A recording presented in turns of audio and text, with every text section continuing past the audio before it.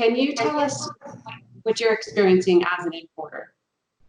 Well, Diane, certainly, when the virus hit Bermuda full-fledged, there was a lot of panic buying. Obviously, people were uncertain if the chain of supply would hold up, and they went out and panic buying, and that created a challenge in itself because we live in a very isolated place, so our food comes in weekly on 3 vessels most of the time.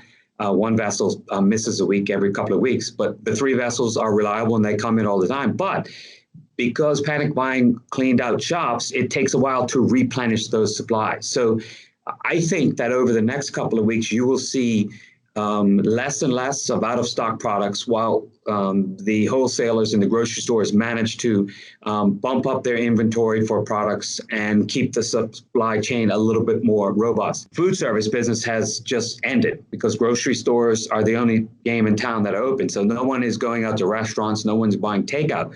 And so, any company that serves food in Bermuda, like Dunkley's, Butterfield Ballast, the list goes on, they would have probably a good percentage, maybe a 50-50 business between food service and local grocery stores. So all of that food service business is parked on the side, where we came into 3 weeks ago with 400 customers operating. Now we're down to less than 40.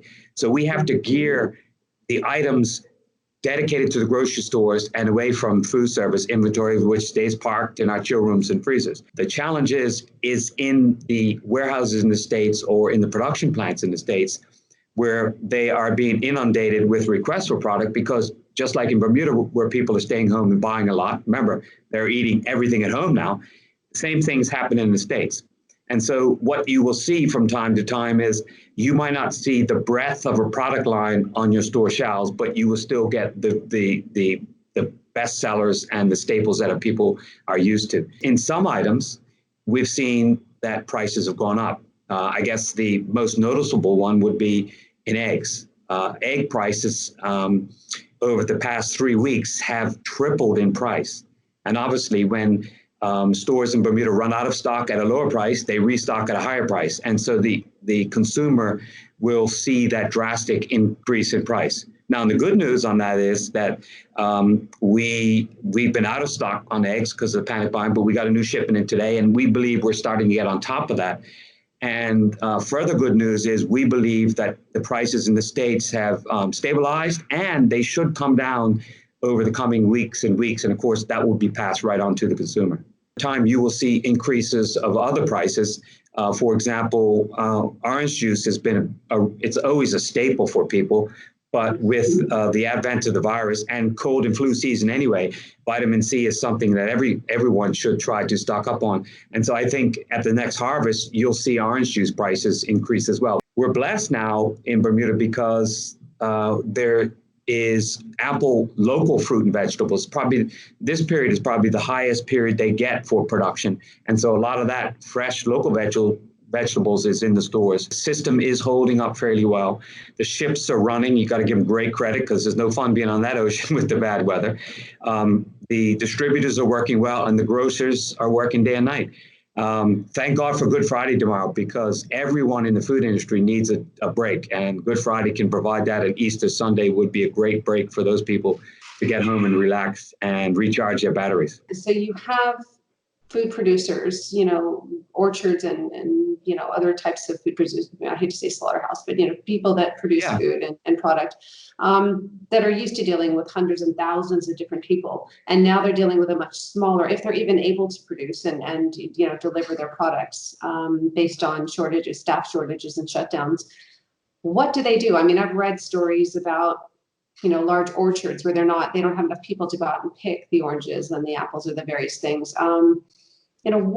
What kind of dilemma would that not cause an increase in price? Because, if they're going from a large base and they're making a significantly smaller amount of money, would they not be motivated to charge you more to bring it into the island? Yeah, but you have to remember, we live in a free enterprise system. So if a producer in one region of the country is having a challenge, doesn't necessarily mean that producer in another region of the country is having the similar challenge. When you look at fresh fruit and vegetables, during the shoulder season in winter, in the U.S., it's all Florida and California. And typically you will see prices go up in the winter time anyway, because the volume is less. But as spring comes and summer comes, then the volume will pick up because places that were coming out of their winter can plant and pick up some of the volume. So, yeah, those seasonal changes you will always see. As far as the virus impacting, yeah, there could be a challenge there. But the industry, I believe, is fairly robust because remember, most of the big suppliers in the States, they have more than one production plant or processing plant. And what they will do is if they have staff issues, they will gear that plant to produce what is absolutely necessary and funnel supplies to other areas where they might have more capacity. Is there any remote possibility in your mind that shipments might not be allowed to come to our island from the U.S.?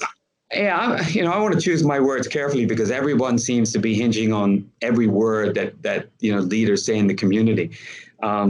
Look, I never thought that the coronavirus would impact the world as it has, but you can understand why, because there's the fear of the unknown. And right now we don't know a cure for it. They're working on it, and I think there'll be vaccine within a short period of time. So there's fear of the unknown.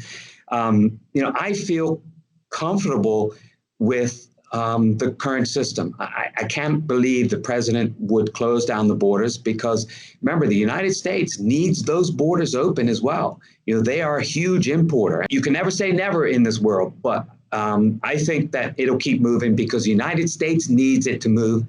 And the president, as a business person, he knows that when you keep it open, you have the ability to gauge up your economy when you need to be. And they can't totally shut down the American economy because that would be disaster for them and it would be disaster for us. Leaders on both sides of the political aisle can work together and be supportive of each other. That confidence breeds hope, and hope will get us through. And I know we can get through this thing. There are going to be some tough days, but every day is going to be one step closer to Easter Sunday, when, just like on Sunday, Jesus rose. Our Easter Sunday is coming when we'll be able to loosen up from the curfew and people will be able to get out and about. But I guess the last thing I will say, Dianne, is follow what the Premier and colleagues are saying. Stay at home, social distance, wash your hands,